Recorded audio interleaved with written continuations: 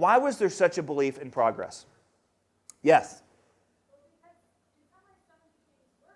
There we go. There was a lot of progress happening, right? I mean, before modernism, we thought that someone was demon-possessed. Then we figured out they had epilepsy and we could give them medication, right? We thought that if a woman couldn't have a baby, she was cursed by the gods and you need to feed her mandrakes or something like that. Now we take her to the fertility clinic and she can become Octomom, right? So we figured out a lot of these scientific problems with scientific solutions. I mean, how much science happened prior to 1500? How much has happened since 1500? You get the point, right? Now what happened is, modernism, some people, some of these thinkers in the modern period, primarily people like Karl Marx, Margaret Sanger, some of the big kind of founders of the Henry Ford, the Ford Foundation, Carnegie, and all these guys, they went beyond the belief in progress to a belief in utopia. What is a belief in utopia? What does utopia mean? Yeah, that we're going to have a perfect society. You can read some of the social scientists and some at the end of the 1800s, beginning of the 1900s, and here's what they're saying. We have gotten religion off our back, and now we can move forward into progress. We're going to enter an unfettered area of progress. Now, two theories on how progress was going to take place in utopianism. One, through economics. Who thought they could bring utopia through economics? Karl Marx. And that was communism. The other one was eugenics. Who thought they could bring a perfect world through eugenics? We always say Hitler. Where did Hitler get his ideas? Yeah. Not Stalin. Nope. What? Not directly from Margaret Sanger, but the same place that she got it, right? Listen, the first person to coin that term eugenics. How many of you guys know what I mean when I say eugenics? How many of you guys don't know what I mean when I say eugenics? Okay, here's eugenics. The breeding of perfect people by getting rid of the unfit. It's basically applying breeding techniques to people that you apply to animals. Now, what idea hit the radar screen at the end of the 1800s that made that really believable? Yeah, Origin of Species, because we started to think that humans were nothing more than what? Animals. And if we can breed better dogs, we can breed better... There we go. No. You want to lose some sleep when you go home, and some of you are like, no. But if you do, here's what you Google. Ready? Eugenics in America. Because what you will find is that Hitler got much of his ideas from American intellectuals. There are letters from the mayor of Chicago congratulating Adolf Hitler on his eugenics success. Margaret Sanger, unbelievable eugenicist, racist. She thought the unfit, Hitler thought the unfit were the Jews. Who did Sanger think were the unfit? African Americans and the poor. She thought being poor was genetic. So she started a program called the Negro Project, where her goal was to essentially eliminate or curb the black population. She co-opted black pastors, paid them $100 for every sermon they would preach, basically encouraging their congregation not to have any babies.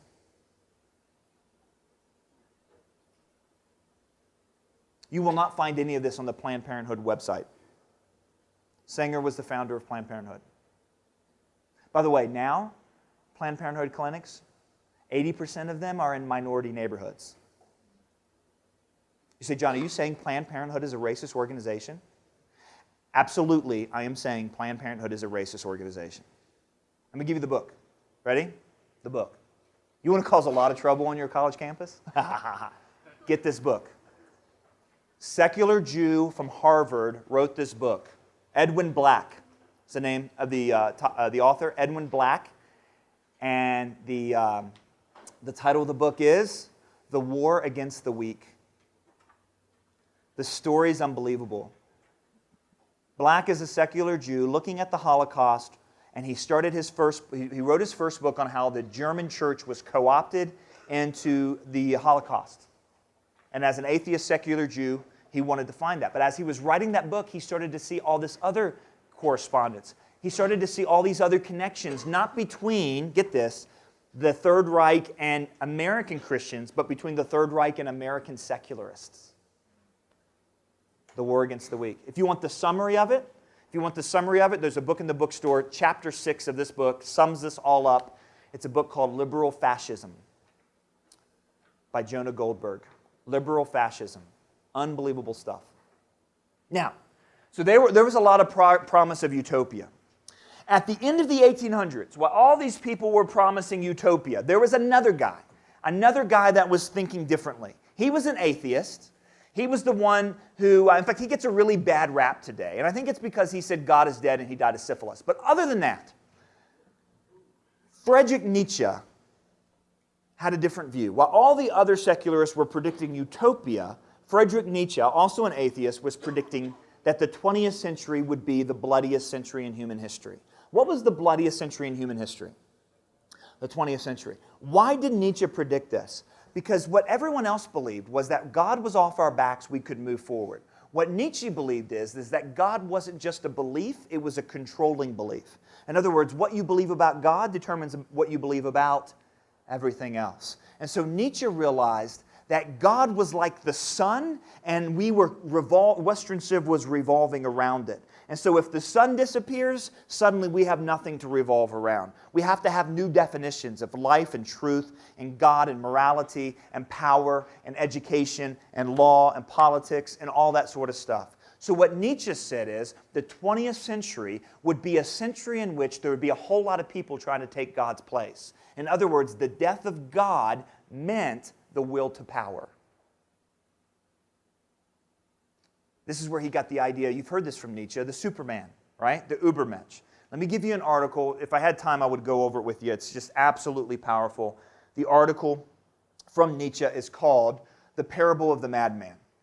Now, this is the book, but look up The Parable of the Madman. In The Parable of the Madman, Nietzsche tells us, he predicts in 1899 what the 20th century was going to be like. Who was right, the utopianist or Nietzsche? Let me go back. How did the 20th century begin? This century of utopia, this century of promised progress, an unfettered advance of civilization. How did the 20th century begin? With World War I, closely followed by World War II, which gave us nuclear capability and gave us the what? The Cold War, where we fought this Cold War in Korea and Vietnam, and we had two people with their finger on a button. Now, I'm not old enough to have ever done this, but some of your parents and grandparents, my parents, my older siblings actually did nuclear drills. Do you know nuclear drills? You ever heard of nuclear drills? It's basically a time when there was kind of the tensions of the Cold War were pretty high. They basically drilled school children on what to do in case of a nuclear attack, which is get under your desk. Now, when I was 9 years old, and I cannot explain this, why PBS did this or why my parents would let me watch this. PBS had a documentary on the nuclear bomb, and it was animated with like stick figures, and it was basically what happens in case of atomic attack, a nuclear attack. And this little stick figure is like, it's like there, and it's like, well, first there'll be a bright light that will blind you, and the little stick figure's like, and then it says, and the heat will be so intense it will melt the skin off your body and you'll die, and the little stick figure just disintegrates. So get under your desk. Do you see the problem? So what happens is, midway through the 20th century, some French thinkers, the guys that I told you about, Lyotard, Derrida, Foucault, they start to realize that all the utopian promises of modernism were what?